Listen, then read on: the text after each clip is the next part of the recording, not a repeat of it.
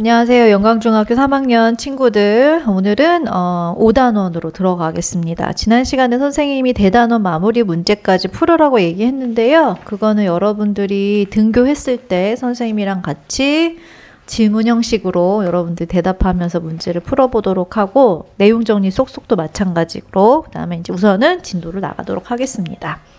자, 5단원으로 이제 들어갔어요. 4단원은 이제 뒤로 하고, 머릿속에 있든지 없든지, 그치? 어떡하니? 우선은 5단원으로 들어가야 돼요. 시간이 없어서. 자, 우리가 지금 3학년 2학기 때 세계사가 크게 3단원으로 구성되어 있는 거 여러분들이 알고 있죠? 정말 그건 알아야 돼요. 4단원은 이제 근대로 넘어가게 되는, 그래서 산업혁명, 시민혁명, 이러한 제국주의까지 이어지게 되는 그런 모습들이 나타났던 게 이제 4단원이고, 이제 5단원에서는 제목이 아시아와 아프리카 세계의 변화와 민족운동이에요. 유럽에서 이러한 변화가 나타나게 돼서 결국에는 제국주의, 다른 세계의 여러 나라들을 식민지로 침략하게 되는 그런 모습이 나타나는 것까지 봤잖아요. 그래서 5단원에서는 그러한 이 유럽 열강에 의해서 식민지를 당하는 아시아, 그 다음에 아프리카 이러한 나라들은 어떠한 변화를 맞게 됐으며, 그래서 그것에 대항하는 어떠한 민족 운동을 벌이게 되는지에 대한 내용을 이제 다루고 있습니다. 그래서 이제 5단원에서는 크게 1단원, 2단원, 3단원, 4단원 이렇게 나눠서요.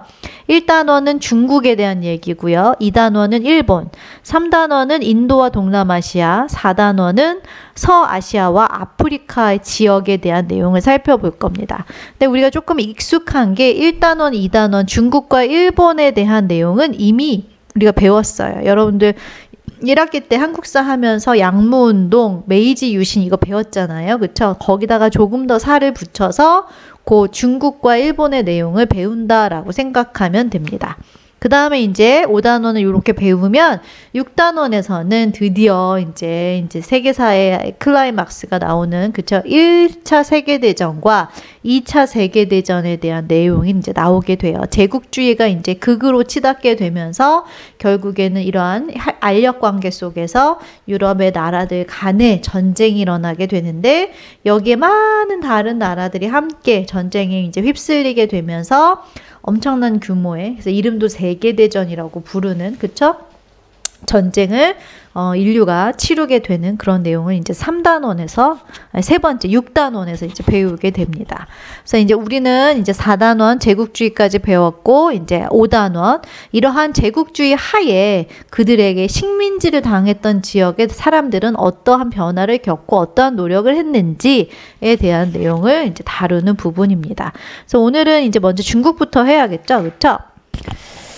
자, 아이고, 답을 다 보여줬네. 중국 보겠습니다. 이거 예전에 사실은 필기를 했던 거라서 여러분들이 이전 필기가 있으면 그거를 오려 붙여? 그냥 필기 다시 해야겠지, 얘들아. 그거보다 이게 낫겠지. 필기 다시 하는 게 낫겠지. 그래서 선생님이 이미 했던 내용이라서 그냥 간단하게만 언급하고 넘어가겠습니다. 중국이라고 하는 나라, 그쵸?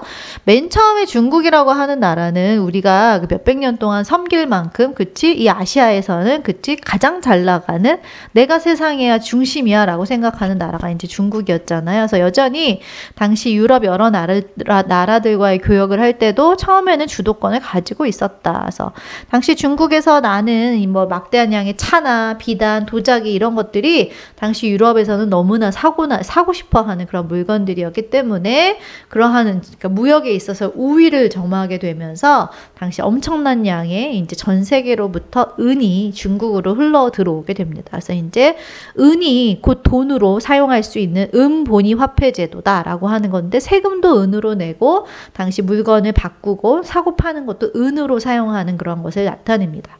그것은 그만큼 중국의 은이 넘쳐났다는 것을 얘기하는 거죠. 그렇죠?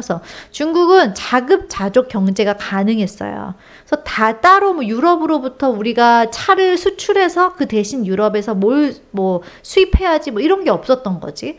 그냥 자기가 갖고 있는 것만으로도 충분히 어느 정도 생활이 가능한 나라가 이제 중국이라고 하는 나라였어. 그렇기 때문에 이 유럽과의 다른 나라와의 무역을 조공무역으로 인식한 거죠. 그래? 너 내가 한번 교역해줘? 뭐 이런 우위에 있는 그 입장에서의 교역이었다는 거죠. 그래서 굉장히 고자세를 취했어요. 야, 니네 아무 데서나 그치? 교역하지 못해. 어디서만? 광저우라고 하는 광둥이 광저우예요. 거기서만 니네 무역할 수 있어. 그 다음에 또 아무하고나도 무역 못해. 공행, 내가 정해준 상인, 얘하고만 교역할 수 있어. 이런 식으로 굉장히 교역에 있어서의 주도권을 가지고 있는 것이 초기의 모습이었지만, 그쵸? 이제 점점 무너지게 되는 거죠. 그 계기가 되는 사건은 이제 아편전쟁이라고 하는 전쟁이었습니다. 자, 보세요. 영국하고 청은 뭐 차, 비단, 여기 잘렸지만 차, 비단, 도자기 이런 것들을 이제 영국이 청으로부터 수입을 하면서 엄청난 양의 은을 이제 청에게 갖다 퍼부어주는 이제 상황이 되자 영국이 잔머리를 굴렸어요. 그래서 자신의 식민지였던 청나라 바로 옆에 있는 인도에서 막 뭘 재배해? 아편을 재배했습니다. 그래서 그것을 몰래 이제 청에게 갖다 파는 식으로 갖다 팔아서 청나라 사람들을 마약에 중독을 시키고 그 대가로 자기네가 퍼줬던 은을 다시금 자기네 나라로 가지고 오는 이 삼각무역의 시스템을 영국이 만든 거죠. 잔머리가 장난 아니죠. 그쵸? 그래서 은이 빠져나갔던 은이 다시금 이렇게 영국으로 돌아오게 되고, 반대로 청나라는 은이 빠져나감과 동시에 아편 중독자들이 막 넘쳐나서 여러 가지 사회적인 문제점들이 생기게 됩니다.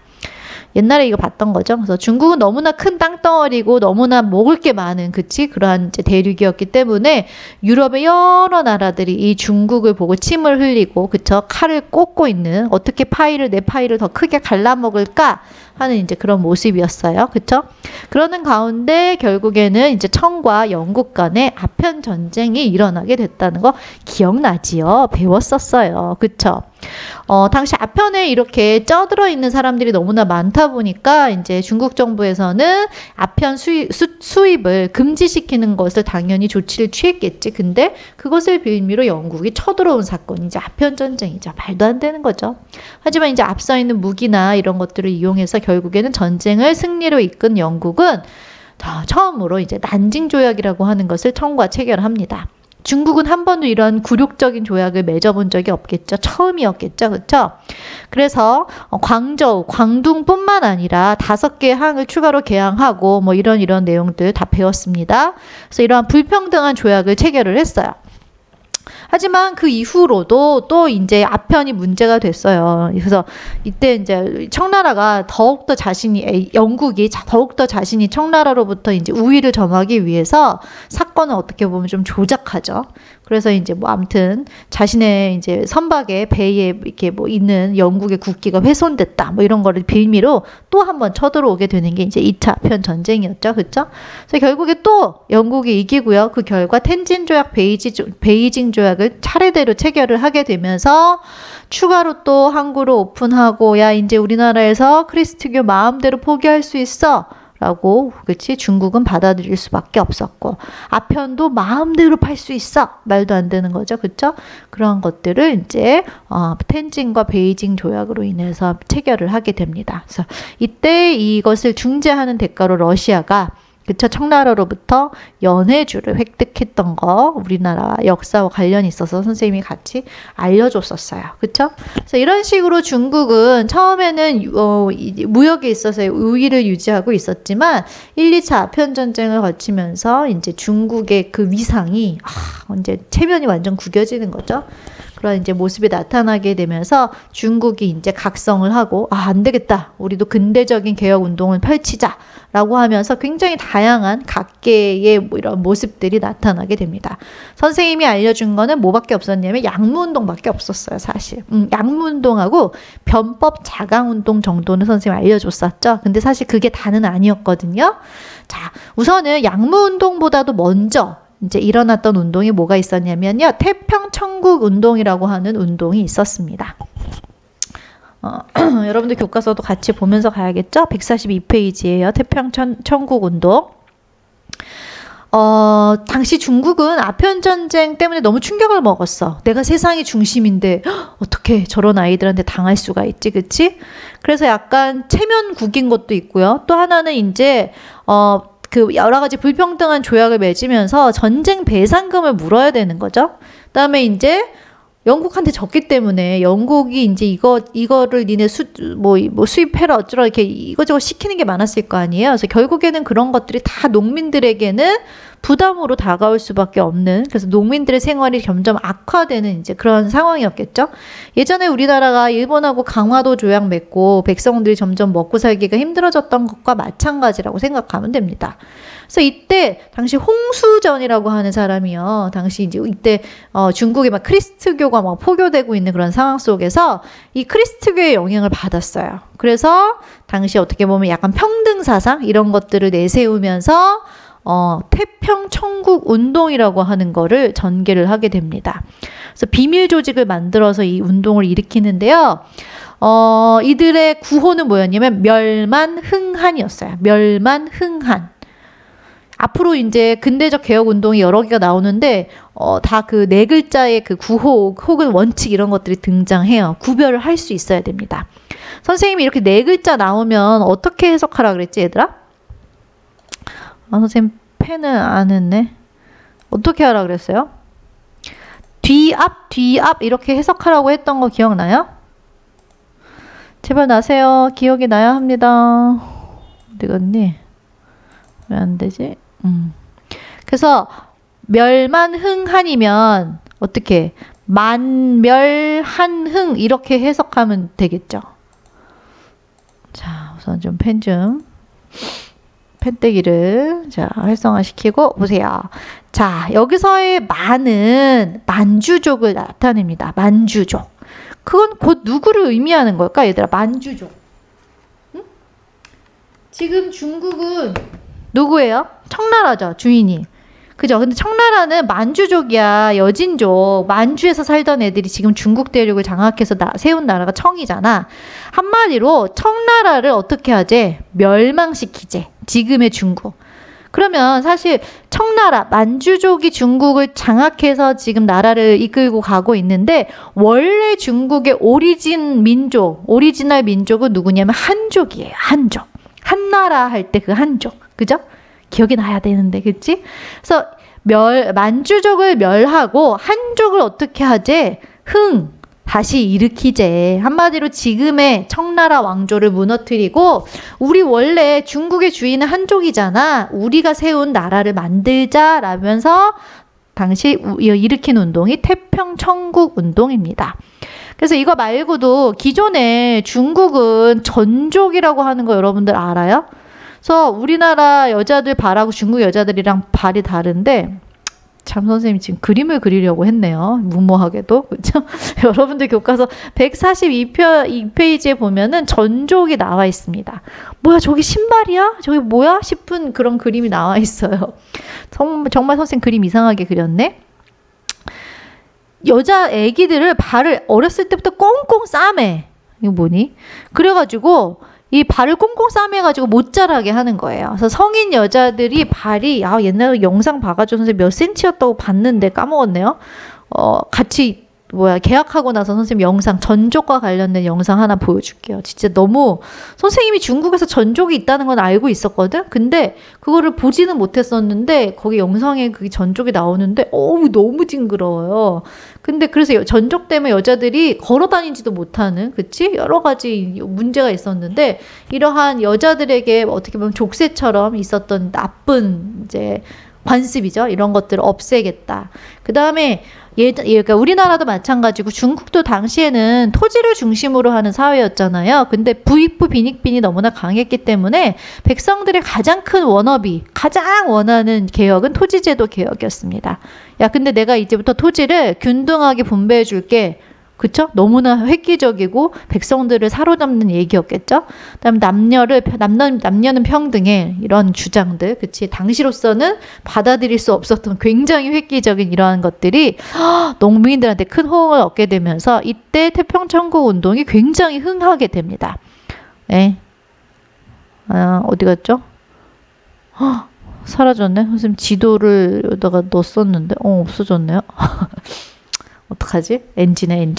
자, 안 되겠다. 142페이지 지도 그럼 같이 봅시다. 어쩔 수가 없네요. 선생님 지도가 지워졌나 봐요. 142페이지 나와 있는 지도를 보면요. 거기 보라색으로 표시되어 있는 게 다 태평천국의 점령지입니다.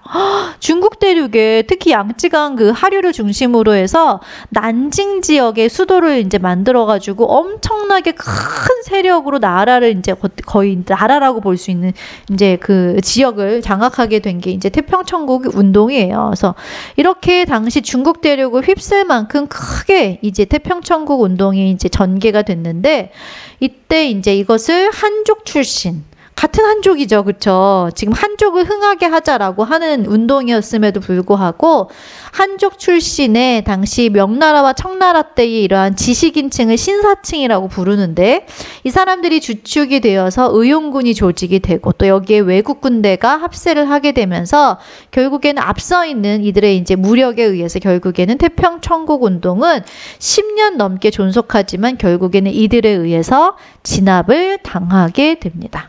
하지만 이 운동은 이제 최초로 일어난 근대적인 대규모의 이런 봉기였다라고 하는 점에서는 굉장히 큰 의의가 있는 그런 내용이라고 볼 수 있겠죠. 그쵸?